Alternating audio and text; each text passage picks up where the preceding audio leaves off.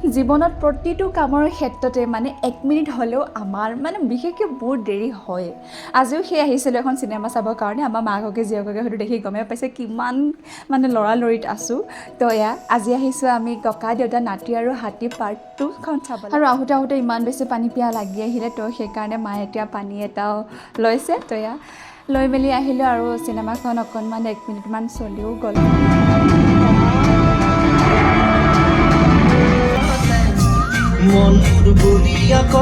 আচলতে জুবিন দাৰ মাতটো শুনি অলপমান আৱেগিক হৈ গ'লোঁ, কাৰণ প্ৰত্যেকখন অসমীয়া চিনেমাতে যদি জুবিন দাৰ এটি গান নাথাকে তো প্ৰত্যেকখন চিনেমাই আধৰুৱা যেন অনুভৱ হয়। কিন্তু আমি পিছে আকৌ মাক জীয়েক দুজনী অহা নাই, আমাৰ লগত আছে ভিনদেউ, মাইনা আৰু পিতাই। ককা দেউতা নাতি আৰু হাতী বুলি ক'লে যিহেতু বুজি পোৱাই যায়, যিহেতু পুৰণি ফিল্মখনো চাইছোঁ, ইমানেই বেছি ভাল লাগিছিলে। তো এবাৰ মানে পাৰ্ট 2খন ওলাওঁতেও মানে আমি ৰ'ব নোৱাৰিলোঁ, সেইবাবে গোটেই পৰিয়াল আমি উঠি আহিলোঁ ককা দেউতা নাতি আৰু হাতী চাবৰ কাৰণে। এয়া আমাৰ পিতাইকো লৈ আহিলোঁ, পিতাই একেবাৰে চাই ইমান বেছি মজা পাইছে। জীৱনত প্ৰথমবাৰ তাক আমি এনেকৈ চিনেমা হলত লৈ আনিছোঁ ককা দেউতা নাতি আৰু হাতী চাবৰ কাৰণে। কি কৈছা? ইমান ডাঙৰ